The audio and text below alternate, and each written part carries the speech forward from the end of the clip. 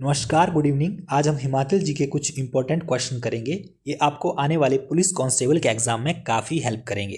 तो हिमाचल जीके में हम हिस्ट्री से कुछ इंपॉर्टेंट क्वेश्चन सबसे पहले डिस्कस करेंगे। तो चलिए देखते हैं आज का पहला प्रश्न। वे 1300 संस्कृत पुस्तकें जिनका फिरोज शाह तुगलक की आज्ञा से फारसी में अनुवाद किया गया था, निम्नलिखित में से किस मंदिर में वो रखी गई थी? तो निम्न में से किस मंदिर में वो रखी गई थी? ऑप्शन ए है ज्वालामुखी, बी बैजनाथ, सी मसरूर, डी त्रिलोकीनाथ मंदिर। तो वो ज्वालामुखी मंदिर में रखी गई थी। तो चलिए जान लेते हैं किस वजह से फिरोज शाह तुगलक ने कांगड़ा पर आक्रमण किया था। क्या हुआ कि कांगड़ा के राजा रूपचंद जो है वो अपनी सेना लेकर गए और उन्होंने दिल्ली के मैदानी भागों को लूटा। तो फिरोज शाह तुगलक जो है वो इससे क्रोधित हो गए और उन्होंने क्या किया, रूपचंद को सबक सिखाने के लिए 1361 ईस्वी में नगरकोट पर आक्रमण कर दिया। तो ये भी याद रखिएगा कि फिरोज शाह तुगलक ने कब नगरकोट पर आक्रमण किया था? 1361 ईस्वी में उसने नगरकोट पर आक्रमण किया था।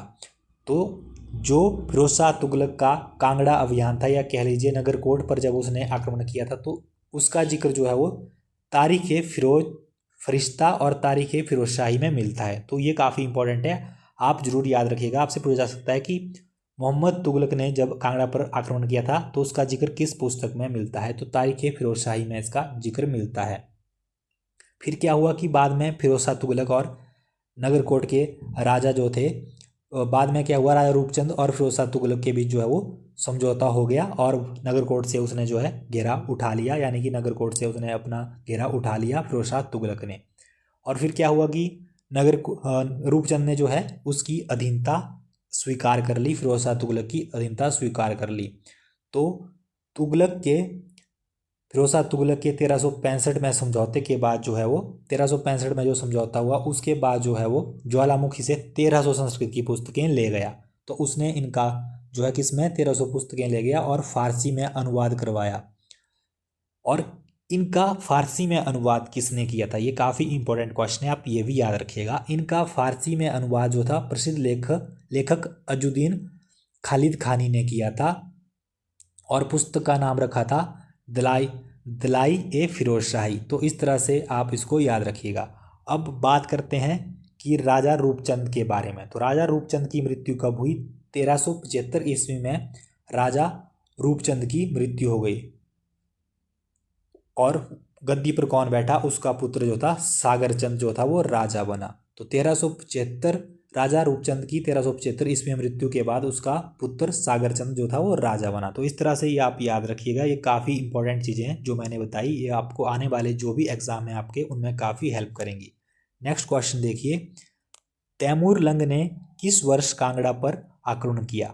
तो तैमूर लंग ने किस वर्ष आक्रमण किया था? ऑप्शन ए है 1375 AD, ऑप्शन बी है 1398 AD, option C 1401 AD, option D 1450 AD। तो तैमूर लंग ने कब आक्रमण किया था? तैमूर लंग ने 1398 AD पर AD में 1398 AD में नगरकोट पर आक्रमण किया था। तो ऑप्शन बी इसका राइट आंसर हो जाएगा। थोड़ा सा तैमूर लंग के आक्रमण के बारे में भी जान लेते हैं। जब तैमूर लंग ने आक्रमण किया था तो कांगड़ा का राजा कौन था? मेघचंद कांगड़ा का राजा था। याद रखिएगा, ये भी पूछा जाता है कि जब तैमूर लंग के आक्रमण के समय कांगड़ा का राजा कौन था? तो मेघचंद कांगड़ा का राजा था। और तैमूर लंग ने फिर क्या किया? तैमूर लंग ने वापसी में 1399 ईस्वी में शिवालिक क्षेत्रों पर भी आक्रमण किया। तो 1399 ईस्वी में इसने शिवालिक क्षेत्रों पर भी आक्रमण किया। अब बात करते हैं कि तैमूर लंग के आक्रमण के समय हिंडूर यानी कि नालागढ़ का शासक कौन था? तो नालागढ़ का पुराना नाम क्या था? यहाँ से क्वेश्चन भी बनता है। तो नालागढ़ का पुराना नाम था हिंडूर। तो नालागढ़ का शासक कौन था? उसमें आलमचंद जो था वो नालागढ़ का शासक था उस समय। नेक्स्ट क्वेश्चन देखिए, यही क्वेश्चन आ गया, तैमूर लंग के आक्रमण के समय हिंडूर यानी कि नालागढ़ का शासक कौन था? तो आलमचंद जो था वो नालागढ़ का शासक था उसके आक्रमण के समय। तो उसने क्या किया? उसने जो था तैमूर लंग की सहायता की। उसके बाद क्या हुआ कि तैमूर लंग जो है हिंडूर को हानि पहुंचाए, जिसके फलस्वरूप तैमूर लंग हिंडूर को हानि पहुंचाए बिना ही आगे बढ़ गया। तो इसने जो था आलमचंद ने तैमूर लंग की सहायता की, जिस वजह से तैमूरलंग ने हिंडूर को यानी कि नालागढ़ को कोई हानि नहीं पहुंचाई। और उसने क्या किया तैमूरलंग ने बाद में, उसने नूरपुर के अलावा सिरमौर क्षेत्र पर भी आक्रमण किया, जिसका विरोध जो था वो रतन सिंह द्वारा किया गया था। तो ये था इंपॉर्टेंट बातें तैमूरलंग से जुड़ी हुई और हिंडूर से जुड़ी हुई। नेक्स्ट क्वेश्चन देखिए। नेक्स्ट क्वेश्चन है हमारा, नूरपुर का कौन सा शासक अलाउद्दीन खिलजी का समकालीन था? ऑप्शन ए है जगतपाल, बी जसपाल, सी भीलपाल, ऑप्शन डी है किरतपाल। तो नूरपुर का कौन सा शासक जो था वो अलाउद्दीन खिलजी का समकालीन था? जसपाल जो था वो अलाउद्दीन खिलजी का समकालीन था। ऑप्शन बी इसका राइट आंसर हो जाएगा। नेक्स्ट क्वेश्चन देखिए, जतोग विद्रोह 1857 का नेतृत्व किसने किया? ऑप्शन ए है महाराजा रणजीत सिंह, बी गुरु गोविंद सिंह, सी भीम सिंह, डी संसार चंद। तो भीम सिंह ने 1857 में जतोग विद्रोह का नेतृत्व किया। तो जतोग में तैनात नसीरी बटालियन जो थी यानी कि देसी सेना जो थी, उसके नेता कौन थे? उसके नेता थे सूबेदार भीम सिंह। तो इन्होंने क्या किया कि इनके नेतृत्व में जतोग छावनी पर जो है वो सेना ने आक्रमण कर दिया और खजाने को लूट लिया। तो उसी तरह से इन्होंने आगे भी कसौली में सैनिक छावनी पर आक्रमण किया और खजाने को लूट लिया। तो इस तरह से ऑप्शन सी इसका राइट आंसर हो जाएगा। नेक्स्ट क्वेश्चन देखिए, किस एकमात्र पहाड़ी शासक ने 1857 ईस्वी क्रांति के दौरान ब्रिटिश सरकार को सैन्य व वित्तीय सहायता नहीं दी थी? ऑप्शन ए है कहलूर के शासक, बी बुशहर के शासक, सी सिरमौर के शासक, डी मंडी के शासक। तो ये क्वेश्चन, इस क्वेश्चन का तो आप सबको पता ही होगा, ये क्वेश्चन काफ़ी बार पूछा जा चुका है कि किस शासक ने जो था वो वित्तीय सहायता नहीं दी थी। तो वो कौन से शासक थे, किस रियासत के शासक थे? ये थे बुशहर रियासत के शासक। तो बुशहर रियासत के शासक ने 1857 ईस्वी में विद्रोह के समय अंग्रेजों का साथ नहीं दिया था। ऑप्शन बी इसका राइट आंसर हो जाएगा। इन्होंने अंग्रेजों का साथ नहीं दिया था। और कौन थे राजा बुशहर रियासत के? आपको याद रखना है, बुशहर के राजा शमशेर सिंह ने अंग्रेजों का साथ नहीं दिया था और अंग्रेजों को 15,000 रुपये वार्षिक नजराना देना भी इन्होंने बंद कर दिया था और उन्हें किसी भी प्रकार की आर्थिक और सैनिक सहायता प्रदान नहीं की थी और अपनी रियासत को उन्होंने क्या किया था? स्वतंत्र घोषित कर दिया था। तो इसका राइट आंसर हो जाएगा बुशहर का शासक। नेक्स्ट क्वेश्चन देखिए, 1857 ईस्वी में शिमला का उपायुक्त बुशहर के खिलाफ कार्रवाई करना चाहता था, किंतु मुख्य आयुक्त ने उसे ऐसा करने से रोक दिया। क्यों? तो क्या हुआ कि जैसा कि मैंने आपको बताया कि 1857 में जो था बुशहर रियासत ने अंग्रेजों की मदद करने से मना कर दिया और वार्षिक 15,000 रुपये वार्षिक नजराना देना भी बंद कर दिया। तो क्या था कि कार्रवाई तो करना चाहते थे, पहाड़ी रियासतों के जो पॉलिटिकल एजेंट थे वो विलियम डिप्टी कमिश्नर है और पहाड़ी रियासतों के जो पॉलिटिकल एजेंट थे वो कार्रवाई तो करना चाहते थे, लेकिन वो कार्रवाई नहीं कर सके। तो क्यों नहीं कर सके? सबसे बड़ी बात है कि सेना की भी कमी थी और हिंदुस्तान तिब्बत सड़क निर्माण में भी इसकी वजह से बाधा आ सकती थी, इसलिए वो कार्रवाई नहीं कर सके। तो उस टाइम शिमला के डिप्टी कमिश्नर कौन थे? ये भी याद रखिएगा, डिप्टी कमिश्नर थे विलियम है। तो ये क्वेश्चन बन सकता है कि 1857 के विद्रोह के दौरान जो था शिमला के डिप्टी कमिश्नर कौन थे? तो डिप्टी कमिश्नर विलियम है थे। तो इसका राइट आंसर क्या हो जाएगा? ऑप्शन सी इसका राइट का आंसर हो जाएगा। इस कदम से भारत तिब्बत सड़क निर्माण में बाधा आ सकती थी। नेक्स्ट क्वेश्चन देखिए, 1857 की महान क्रांति के दौरान बुशहर राज्य का शासक कौन था जिसने ब्रिटिशों के विरुद्ध क्रांति में हिस्सा लिया? Option A Raja Mohinder Pal, B Raja Umer Singh, C Raja Shamsher Singh, D Raja Ram Singh. तो इसका राइट आंसर हो जाएगा राजा शमशेर सिंह। ऑप्शन सी इसका राइट आंसर हो जाएगा राजा शमशेर सिंह। 1857 में अंग्रेजों के विरुद्ध उठ खड़े होने के लिए जनता को प्रेरित करने वाले जननायक प्रताप सिंह की शहादत कहाँ पर हुई? Option A Dharamshala, B Jogindernagar, C Shimla, D Sirmaur. तो प्रताप सिंह की शहादत कहाँ पर हुई? धर्मशाला में प्रताप सिंह की शहादत हुई, धर्मशाला में। नेक्स्ट क्वेश्चन देखिए, गद्दर आंदोलन के किस नेता को लाहौर षड्यंत्र में मृत्युदंड की सजा दी गई जिसे बाद में उम्र कैद में बदल दिया गया? Option A Mathura Das, B Hridayaram, C Hardev, D Mian Jawahar Singh. तो इसका राइट आंसर क्या हो जाएगा? इसका राइट आंसर हो जाएगा हृदयाराम। ऑप्शन बी इसका राइट आंसर हो जाएगा हृदयाराम। नेक्स्ट क्वेश्चन देखिए, आजाद हिंद फौज के प्रेरणात्मक गीत कदम कदम बढ़ाए जाके रचयिता कौन है? Option A Baba Kanshiram, option B Ram Singh Thakur, option C Lalchand Prarthi, option D professor Yashpal. तो आजाद हिंद फौज के गीत कदम कदम बढ़ाए जाके रचयिता कौन थे? ये थे राम सिंह ठाकुर। ऑप्शन बी इसका राइट आंसर हो जाएगा राम सिंह ठाकुर। गर्ली के किस सूद ट्रेडर्स ने शिमला में बाल भारत सभा की स्थापना की जिसका एजेंडा क्रांतिकारी था?